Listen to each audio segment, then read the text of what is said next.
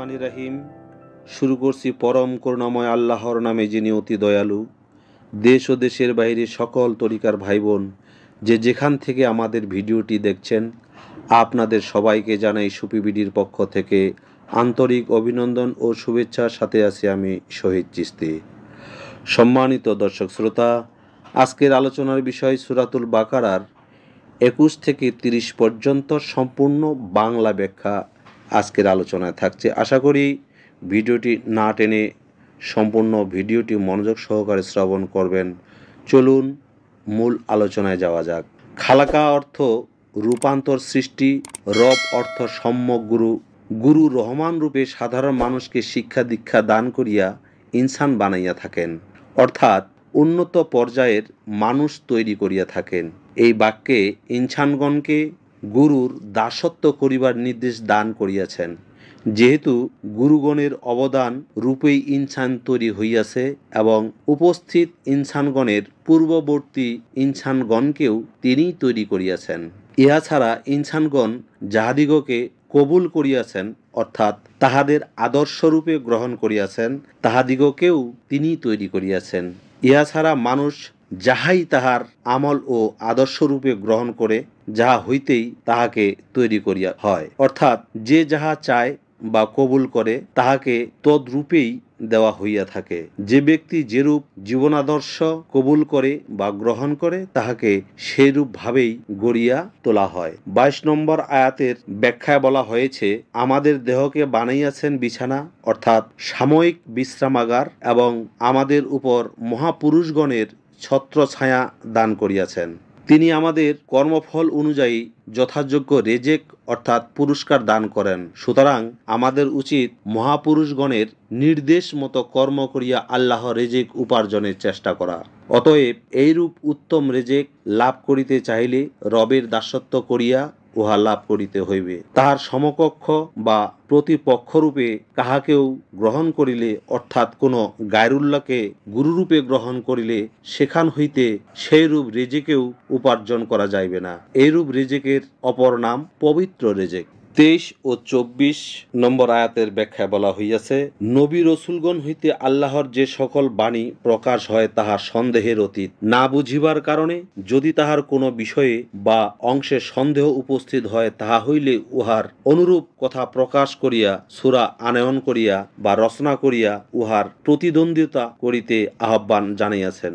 যদি কাফেরগণ নিজ দিগকে সত্যবাদী বলিয়া প্রমাণ করিতে চায়, সাদেকগণ ব্যতীত এই আহ্বানে সাড়া দিবার শক্তি কাহারও নাই, অর্থাৎ সত্যবান ব্যতীত। অতএব জনগণের উচিত জাহান্নামের আগুনকে ভয় করা। এই আগুন সেরেক রূপে সঞ্চিত হইয়া মানুষের মধ্যে ভরপুর হইয়া থাকে, অর্থাৎ মানুষের মন মস্তিষ্কে ভরিয়া থাকে এবং বস্তু জগতে স্তূপীকৃত করিয়া তোলে।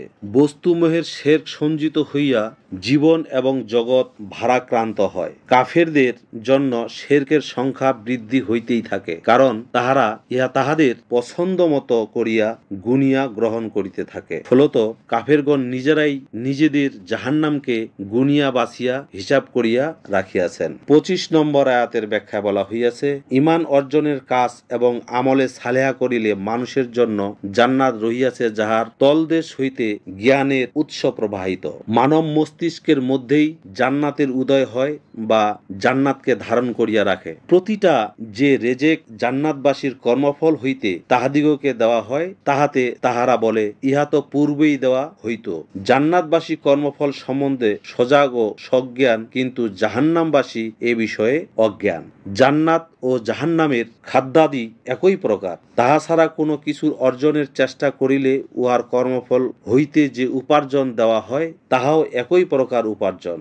প্রভেদ এতখানি যে তাহারা এখন পবিত্র এবং সৎসঙ্গ প্রাপ্ত হইয়াছে এবং এই শুদ্ধ পরিস্থিতিকে তাহারা দূরভাবে সংস্করণ করিয়া চলে। ইহার ফলে তাহাদের বর্তমান রেজেক সমূহ বা অর্জন সমূহ পূর্বেই মতো শিরিক তথা মোহ পয়দা করিতে পারে না। একটি মন্তব্য, লামোকা মানব জীবনের চরম গন্তব্য এবং উহাই মুক্তির স্তর। এরূপ চরম পর্যায় প্রাপ্তির পূর্ব পর্যন্ত অনন্ত ভ্রমণে বিশ্রাম নাই। জান্নাত পরিপূর্ণ বিশ্রাম ও শান্তির স্থান নয়, ইহা গুরুর আশ্রয়ে ঈমান ও সৎ আমল অর্জনের উপযুক্ত এবং জ্ঞানময় অবস্থান।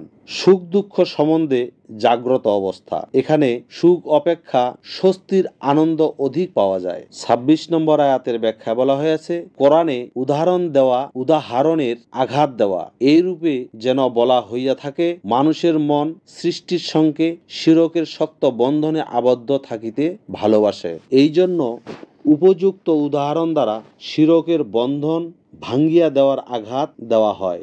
মেসাল ছোট হোক অথবা বড় হোক তাহাতে কিছু যায় আসে না। মেসাল হইতে উপযুক্ত শিক্ষা গ্রহণ করাই উহার মূল লক্ষ্য। প্রবৃত্তি পরায়ণ ব্যক্তি গুণ উহা হইতে শিক্ষা গ্রহণ না করিয়া মেসালের দোষ সন্ধান করিয়া উহার গুরুত্ব বিনষ্ট করিতে চেষ্টা করে। ইহার ফলে তাহারা অজ্ঞানতার বিভ্রান্তির মধ্যে ডুবিয়া থাকে। কিন্তু যাহারা সাধক তাহারাই বুঝিতে পারে যে ইহা তাহাদের গুরু হইতে আগত সত্য। ২৭ নম্বর আয়াতের ব্যাখ্যায় বলা হয়েছে, ইন্দ্রিয় পরায়ণতা ও স্বেচ্ছাচারিতাই বিভ্রান্তির মূল উৎস। ইহারা সমাজের সম্যক গুরুর সহিত অঙ্গীকারে আবদ্ধ হইয়াও তাহার সঙ্গে সংযুক্ত হইয়া থাকিবার আদেশ নির্দেশ কর্তন করে। ইহার ফলে তাহাদের দেহের ভিতরে অর্থাৎ মস্তিষ্কে উৎপন্ন করে ফ্যাসাদ এবং তাহাই ধরাপৃষ্ঠে প্রতিফলিত হয়। তাই কোরআন বলিতেছে, আল্লাহর দড়ির সঙ্গে দৃঢ়ভাবে লাগিয়া থাকো এবং বিযুক্ত হইও না। ২৮ নম্বর আয়াতের বাংলায় ব্যাখ্যা বলা হয়েছে, প্রাকৃতিক মৃত্যুর পূর্বে মৃত্যুবরণ না করিতে পারিলে মানুষ মুক্তি লাভ করিতে পারে না, যাহার ফলে মৃত্যুর জগতেই সে বাস করে এবং জন্ম মৃত্যুর আবর্তে সে বন্দী হইয়া থাকে। প্রথমেই বলা হইয়াছে, এবং তোমরা ছিলে মৃত, এবং শব্দটি মানব জীবনের অতীতের ইঙ্গিত হিসাবে উল্লেখ হইয়াছে। সেখান হইতে তিনি তোমাদিগকে জীবন দান করিলেন, তারপর তোমাদিগকে মৃত্যু দান করেন, তারপর তোমাদিগকে জীবন দান করেন, তারপর তাহার দিকে প্রত্যাবর্তন করেন। তাহার দিকে প্রত্যাবর্তন করা অর্থাৎ সংশোধনের জন্য নবজন্মে আনয়ন করা। তারপর কথাটি ৩ বার উল্লেখ করিয়া জন্ম মৃত্যুর পুনরাবৃত্তির ইঙ্গিত দিতেছেন। কোরআনের অন্যত্র আছে, আল্লাহ জন্ম মৃত্যু সৃষ্টি করিয়াছেন মানুষকে পরীক্ষা করিবার জন্য। ২৯ নম্বর আয়াতের ব্যাখ্যায় বলা হয়েছে, দেহের মধ্যে অর্থাৎ মানুষের মন মস্তিষ্কে যে সকল গুণ জমা হইয়া থাকে সেইগুলির গুরুত্ব অপরিসীম।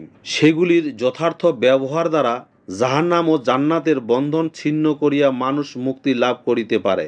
এই কথার সহিত কাফ বিরতি চিহ্ন দেওয়া হইয়াছে। ইহা দ্বারা আল্লাহ প্রদত্ত কাফশক্তি অর্জনের ইঙ্গিত বহন করে। তিনি মানব দেহে অবস্থিত বৃত্তি সমূহের দিকে নজর দিলেন এবং তাহা ব্যবহারের তারতম্য অনুযায়ী আকাশকে অর্থাৎ মানব মনকে বা চিত্তাকাশকে জান্নাতের সপ্ত শ্রেণীতে সুবিন্যস্ত করিলেন। আকাশের দিকে মনোযোগ দেওয়ার অর্থ চিত্তাকাশের দিকে মনোযোগ দেওয়া, চিত্তাকাশের উন্নতি সাধনের ব্যবস্থা করা। যেহেতু তিনি দেহের অভ্যন্তরস্থ কর্মকাণ্ডের সর্ববিষয়ের উপর জ্ঞানবান, তাই তাহা দ্বারা জান্নাতবাসীকে সপ্ত শ্রেণীতে বিভক্তিকরণ কর্মটি নির্ভুল ও ত্রুটিহীন। ৩০ নম্বর আয়াতের ব্যাখ্যায় বলা হইয়াছে, দেহ মনের কর্মকাণ্ডের উপরে আল্লাহ গুরুরূপে সম্পূর্ণ কর্তৃত্বশীল।